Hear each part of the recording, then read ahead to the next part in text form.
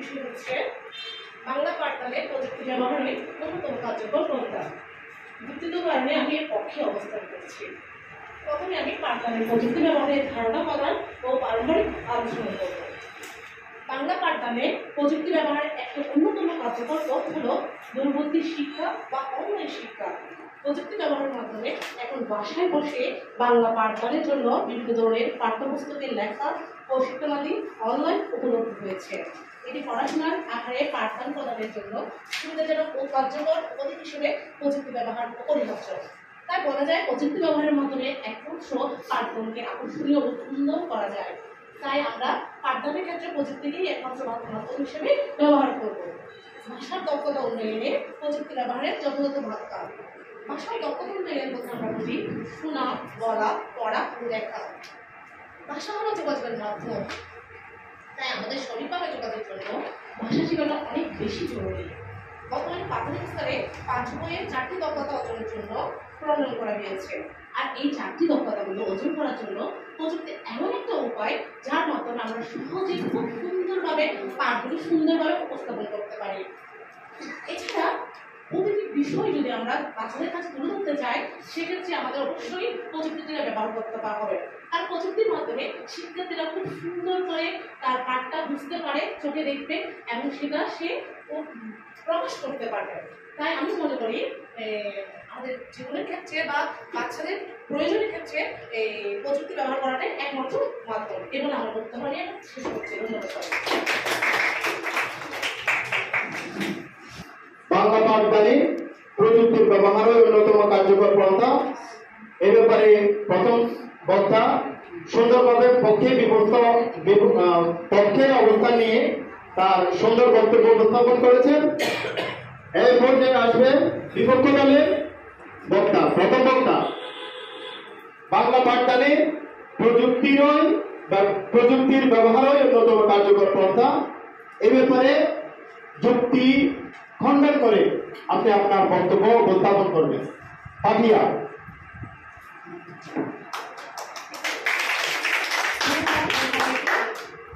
আজকে প্রতিযোগিতায় উপস্থিত সম্মানিত বিচারক মন্ডলী, সম্মানিত মডারেটর এবং উপস্থিত আমার বিপক্ষ দলের সবাই সদস্য এবং সম্মানিত উপস্থিতিদেরকে আমার পক্ষ থেকে শুভেচ্ছা। তো যুক্তিসঙ্গত কারণে আজকে আমি এর বিপক্ষে অবস্থান করতেছি। আমার সম্মানিত বিজ্ঞ যেই সদস্য ছিলেন যে আমাদের ওনার পক্ষ দলের পক্ষ হয়ে বলে গেছেন যে আজকে আমাদের যে ভাষার দক্ষতা উন্নয়নে প্রযুক্তির ব্যবহারই যে একমাত্র কার্যকরী পন্থা, ওই পক্ষ উনি বলে গেছেন। আমি এর পক্ষে কিছু বলতে চাই যে বিপক্ষে কি কি আমাদের কাজ হতে পারে। প্রযুক্তিবিদ্যার অতিরিক্ত ব্যবহারের ফলে যে আজকে আমাদের কতটা অবনতি হয়েছে বা হচ্ছে প্রতিনিয়ত, আমরা আজকে তারই কথাবার্তাগুলো বলবো। প্রযুক্তি ব্যবহারের অতিরিক্ত কারণে সংবেদনশীলতা হারিয়ে ক্রমশ বাচ্চারা তাদের যান্ত্রিকতা বৃদ্ধি পাচ্ছে তাদের মধ্যে। এর ফলে মানুষ দিন দিন অলস হয়ে যাচ্ছে, ইভেন বাচ্চারাও সেক্ষেত্রে অলস হয়ে যাচ্ছে। ব্রেন খাটিয়ে, বুদ্ধি খাটিয়ে কিংবা মেধার বিকাশ ঘটিয়ে যে বাচ্চারা কিছু করবে, তাদের মধ্যে যে তাদের যে সৃজনশীলতার বিকাশটা করবে আদৌ বাচ্চারা সেটা পাচ্ছে না। ইভেন বাচ্চারা কি হয়ে যাচ্ছে, তাদের মধ্যে যে উপস্থাপনের একটা সুবিধার ব্যাপারটা কি সেটা এখন অসুবিধায় পরিণত হচ্ছে। আর আমরা যখন এই যে প্রজেক্টরে কাজ করবো কিংবা অনলাইনে কাজ করবো, মাল্টিমিডিয়ায় কাজ করবো, সেক্ষেত্রে যে আমাদের বন্ধুদিকেরও একটা ব্যাপার স্যাপার থাকে, সেটা আসলে আমরা অনেকটা হারিয়ে ফেলতেছি। আমাদের দেশে বর্তমানে যে পরিমাণ বিদ্যুৎ ঘাটতি আমরা দেখতে পাচ্ছি, তাতে করে যদি আমরা ক্লাস চলাকালীন তাহলে আমাদের ক্লাসটা ওখানেই কিন্তু থেমে যাবে। তাতে আমাদের হাতে করে কিন্তু কাজটা করতে হবে। সেক্ষেত্রে আমরাই বুঝতে পারি যে প্রযুক্তি ছাড়াও যে আমাদের কতটা গুরুত্বপূর্ণ। এরপর হচ্ছে ভাষা দক্ষতার যে মাত্রাতিরিক্ত অবনতি আমরা দেখতে পাচ্ছি, সেটাও সব নিশ্চয়ই আমার এই কথার মধ্যে বোধগম্যতা সবারই হচ্ছে। এরপর হচ্ছে বাচ্চাদের তিন যে অংশগ্রহণমূলক কাজ। আমি একটা ক্লাস প্রজেক্টরে এখানে শো করলাম, বাচ্চারা দেখতেছে, কিন্তু বাচ্চারা নিজেরাই দেখতেছে। তাদের যে অংশগ্রহণমূলক একটা কাজ থাকতে পারে, সেই কাজে তারা কখনো অ্যাক্টিভ হবে না।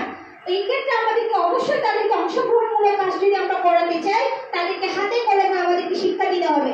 সেক্ষেত্রে সেইটি বুঝি যে আমাদের প্রযুক্তি নির্ভর শুধু হলেই চলবে না। দেখতে পাচ্ছি যে এখানে সৃজনশীলতার ঘাটতি, যেসব বাচ্চারা শারীরিকভাবে বিভিন্ন সমস্যা ফেস করতেছে, বিশেষ করে চোখের সমস্যা, বাচ্চাদের তখন আনন্দ পাবে, কিন্তু মনের স্থায়ী যে একটা রূপ থাকতে পারে, সেটা বাচ্চাদের মধ্যে কখনো বিকশিত হবে না। যার কারণে প্রযুক্তিটা যেরকম দরকারি, তার চেয়েও বেশি কার্যকরী বলে আমার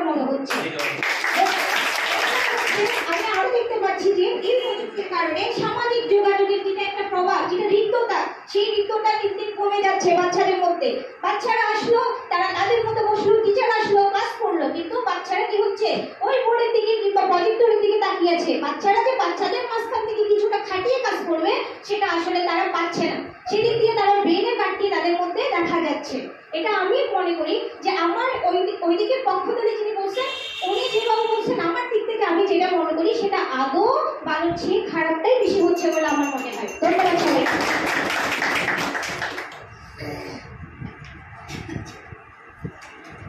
এ পর্যায়ে পক্ষ দলের দ্বিতীয় বক্তা বার্ষিক কাজের উদাহরণ প্রদানের মাধ্যমে প্রযুক্তি ব্যবহারের গুরুত্ব সমর্থন। সময় 3 মিনিট। আসসালামু আলাইকুম, ধন্যবাদ জানাচ্ছি আমার সম্মানিত বিচারক মণ্ডলী, আমার বিপক্ষ দলের শিক্ষকবৃন্দ এবং সম্মানিত মডারেটর এবং হচ্ছে আমার অন্যান্য শিক্ষক মণ্ডলীকে। আজকে আমি বার্ষিক কাজে উদাহরণ প্রদানে প্রযুক্তি ব্যবহারের গুরুত্বপূর্ণ কেন তা সম্পর্কে বলতে এসেছি। কিন্তু তার আগে বলতে হয়, এই যে আমার বিপক্ষ দল বলে গেল, আসলে এই যে আপনার প্রাইমারি ক্ষেত্রে বলে মাধ্যমিক বা উচ্চ মাধ্যমিক ক্ষেত্রে এই মাল্টিমিডিয়া বর্তমান জগতে যে পরামর্শ অবদান রেখেছে তাকে আমরা নিজের চোখে দেখতে পাচ্ছি না। আমরা যখন হাতে কলমে শিখাতাম তখন হচ্ছে বাচ্চারা অমনোযোগী থাকতো, কিন্তু আমি যদি বোর্ডে বা মাল্টিমিডিয়ার মধ্যে কোনো কাজ দেখাই তার মধ্যে পার্থক্য হচ্ছে মাল্টিমিডিয়া দেখাচ্ছে এমন একটা জিনিস আমি ভিন্ন ভিন্ন ছবি ভিন্ন ভিন্নভাবে দেখাতে পারি, কিন্তু বোর্ডে হলে আমার শুধুমাত্র একটা চকের মাধ্যমে দেখাতে হয়। চকের সাধারণত আমরা সাদা কালি দিয়ে লিখি, এরকম হয়, কিন্তু আমি যদি একটা চিত্রের মাধ্যমে কোনো একটা বর্ণ কোনো একটা ধ্বনি বারবার করে ভিন্ন ভিন্ন রূপে দেখাই, ওইটা হচ্ছে বাচ্চাদের মনে খুব বেশি করে কেটে যায়।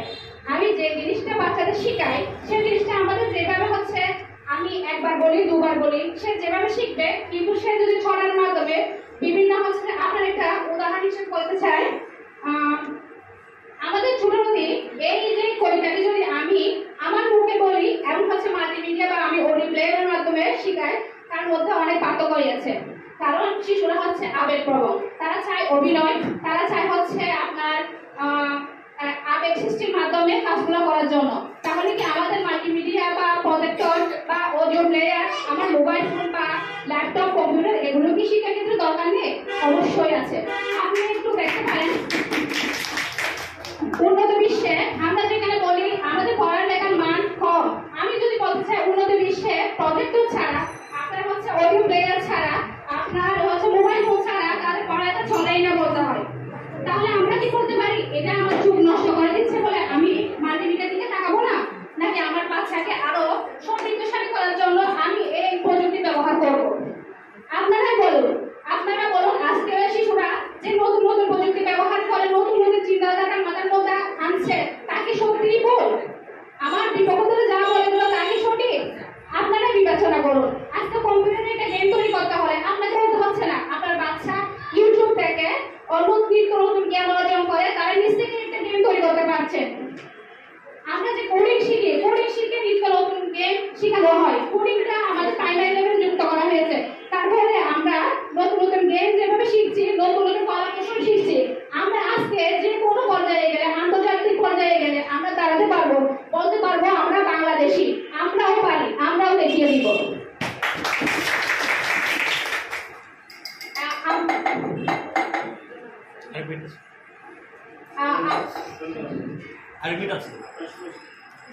ধন্যবাদ জানাচ্ছি।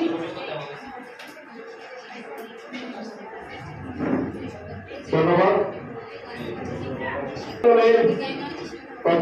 দ্বিতীয় বক্তা ছিল, এখন বিপক্ষ দলের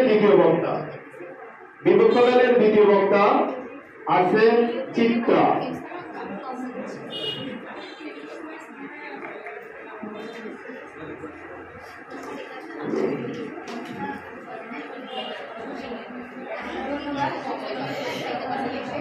আজকে প্রতিযোগিতায় আমি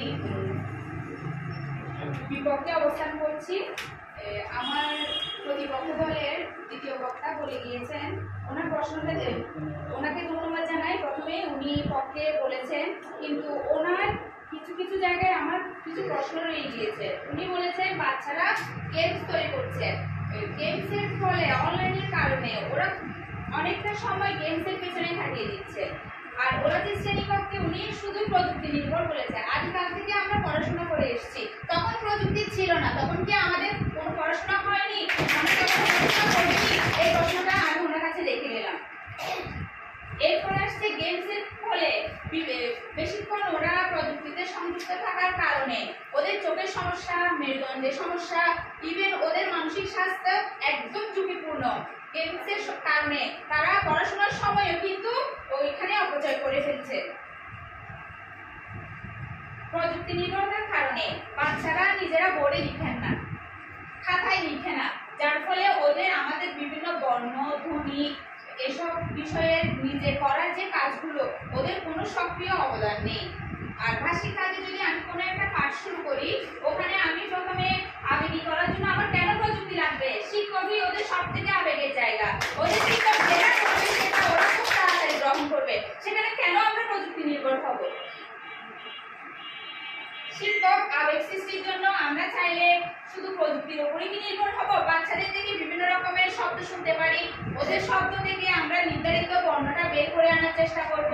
তারপর ওখান থেকে আমরা চাইবো আমরা ধ্বনির চিহ্নিতকরণ, বিভক্তিকরণ, মিলকরণ এই কাজগুলো করিয়ে ওদের কাছ থেকে বাস্তব জীবনের নিরিখে আমাদের মূল পাঠ্য বিষয়, পাঠ্যাংশ এই জিনিসগুলো তুলে আনার।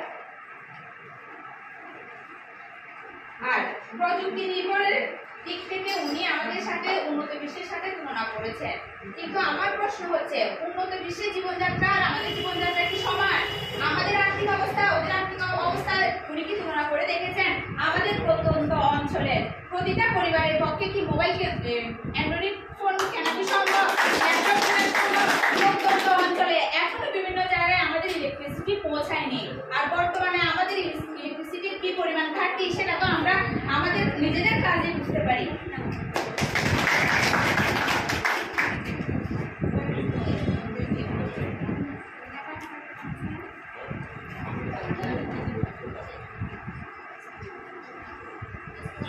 প্রযুক্তি নির্ভরতার কারণে বাচ্চাদের হচ্ছে সৃজনশীলতা কমে যাচ্ছে, কারণ ওরা খুব সহজে রেডিমেড কিছু পেয়ে যাচ্ছে, যার ফলে ওরা নিজেরা একে কিছু করবে।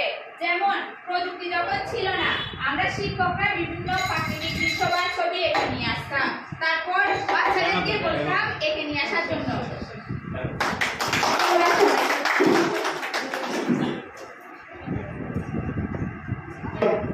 বিপক্ষ দলের দ্বিতীয় নেতাকে, দ্বিতীয় বক্তাকে এখন বাংলা পাঠদানে প্রযুক্তির ব্যবহারের অন্যতম কার্যকর পন্থা বা উপায়, এটা নিয়ে আসবে দলনেতা। দলনেতার সময় থাকবে 3 মিনিট।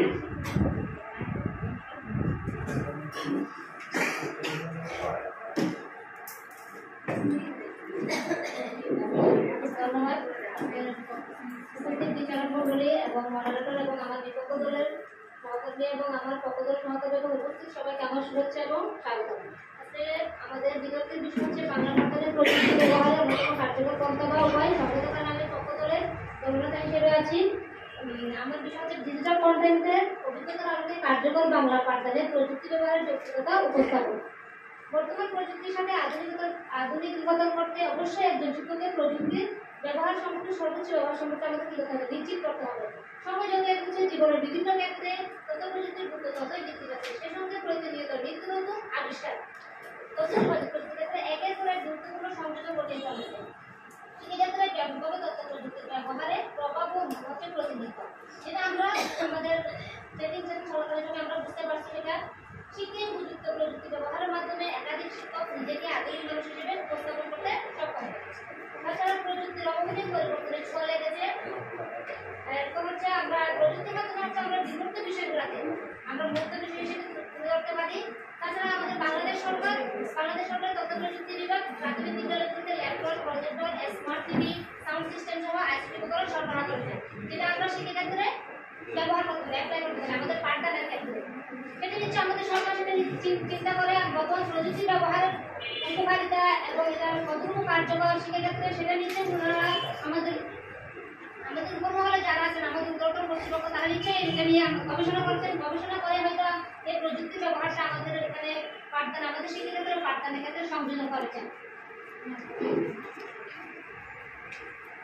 তাছাড়া প্রাথমিক শ্রেণীতে যে বিজয় কন্টেন্টের একটা ব্যবহার আছে, সেটার ব্যবহারটা আসলে আমরা এখন বুঝতে পারছি। মানে এই ব্যবহারটা, বিজয় কন্টেন্টের ব্যবহার করে আমরা বাচ্চাদেরকে অনেক বেশি মানে আকর্ষণীয় করতে পারি পাঠের প্রতি, তাদেরকে আমরা আনন্দকর পরিবেশে পাঠদান করতে পারি এবং তারা পাঠের প্রতি অনেক বেশি মনোযোগী হয়, আকর্ষিত হয় এবং তারা খুব সহজে তাদের আমরা শিকড়টা অর্জন করাতে পারি। তারপর হচ্ছে বলতে গেলে আমাদের মহামারীর সময় যে আমাদের গত 2020 সালের মার্চ মাস থেকে যে করোনা বিষয়টা হয়েছিল, করোনার কারণে আমরা প্রায় 2 বছরের মধ্যে ঘরে আটকা পড়ে গিয়েছিলাম, কিন্তু আমাদের পড়ালেখাটা থেমে থাকেনি এই একমাত্র প্রযুক্তির কারণে। এই প্রযুক্তির সুফলের কারণে আমার শিক্ষকরা অনলাইনের মাধ্যমে আমরা পাঠদান কার্যক্রম চালিয়ে গেছি এবং বাচ্চারাও তাদের পাঠদানটা, তাদের পাঠের বিষয়টা তারা ঘরে বসে তারা শিখতে পারছে। এটাই হচ্ছে বলতে গেলে এটা হচ্ছে প্রযুক্তির একটা বিশেষ সুফল আমাদের জন্য, আমাদের শিক্ষাক্ষেত্রে।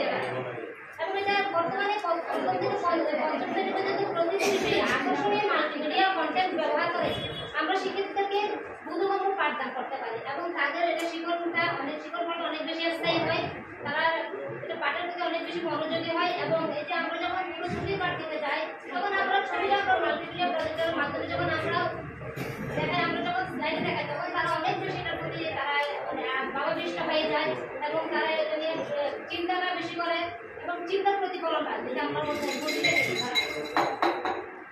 তারা ছবি দেখে দেখার প্রতি অনেক বেশি আকর্ষিত হয়। ধন্যবাদ।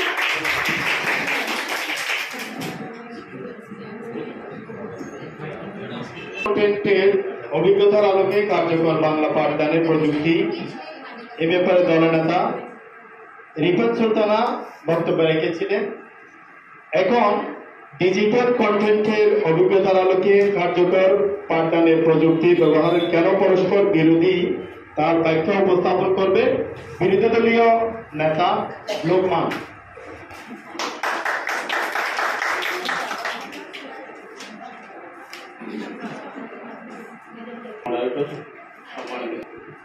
পক্ষ দলের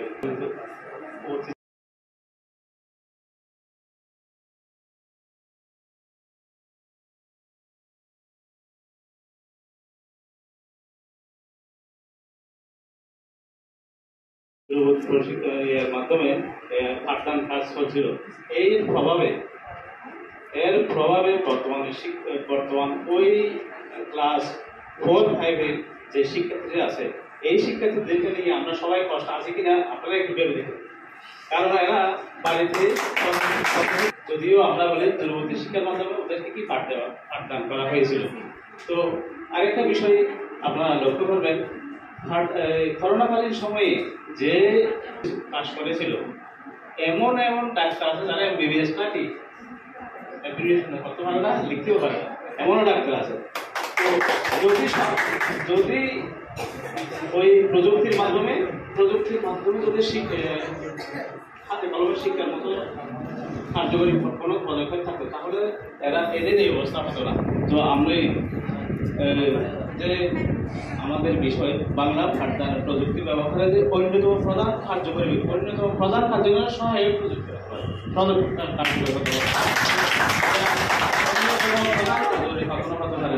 তো আমরা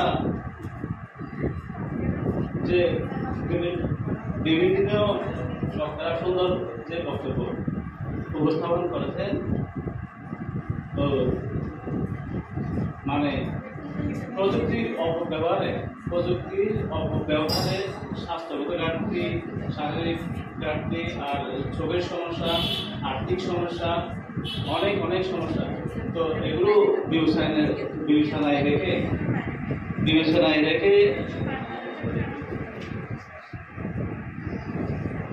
আমি বলতে চাচ্ছি যে প্রযুক্তি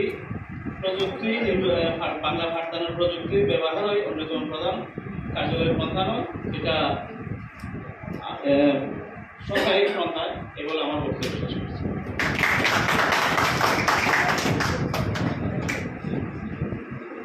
ধন্যবাদ দলীয় এবং বিপক্ষীয়।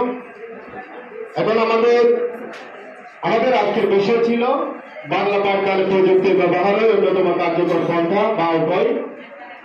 আমার এই পক্ষে এবং বিপক্ষে দুজনেই দলীয় নেতা, দুজন বক্তা এবং দলীয় নেতা তাদের তথ্য উপস্থাপনা করেছেন। আমাদের এই পর্যায়ে রয়েছে আপনারা প্রত্যেকে 5 মিনিট আপনাদের বিপক্ষ দলের এবং পক্ষ দলের বিষয়গুলো খণ্ডন করার জন্য 5 মিনিট সময় পাবেন আপনাদের দলে আলোচনা করার জন্য।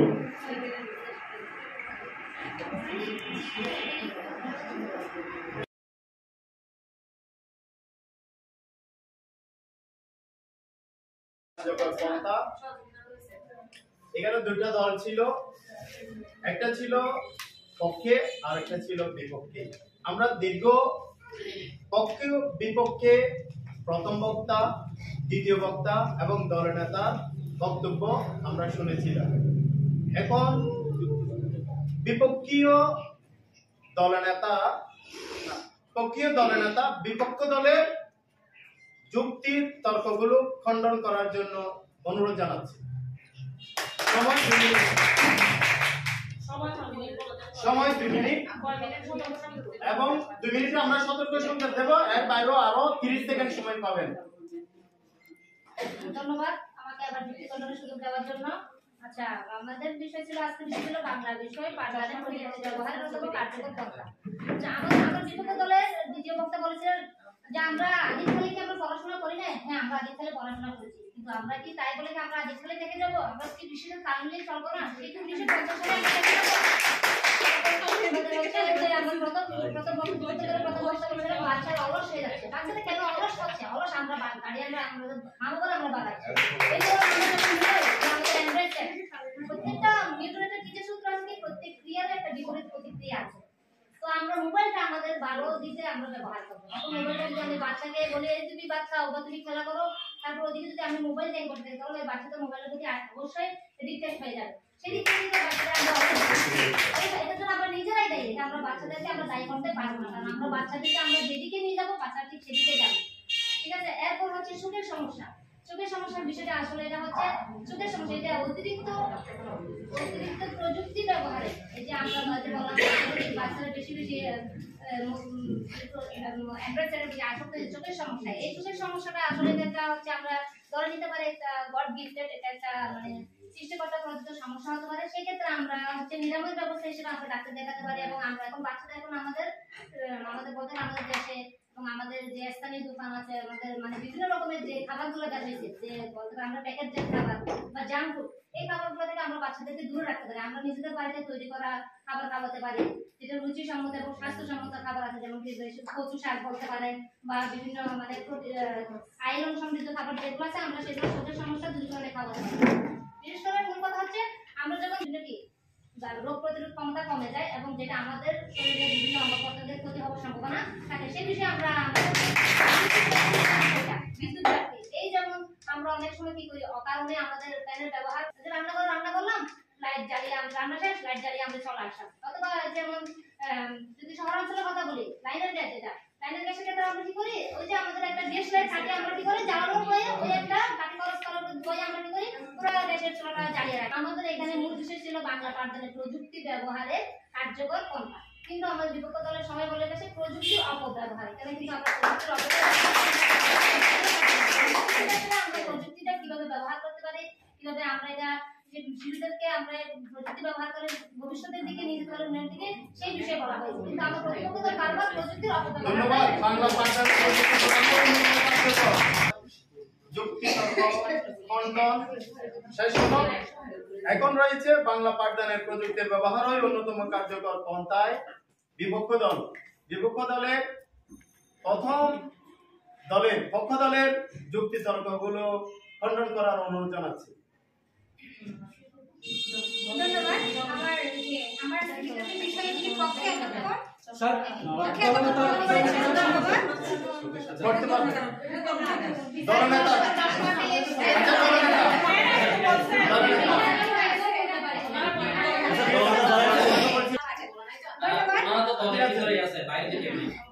দলের ভিতরে বলতে হবে।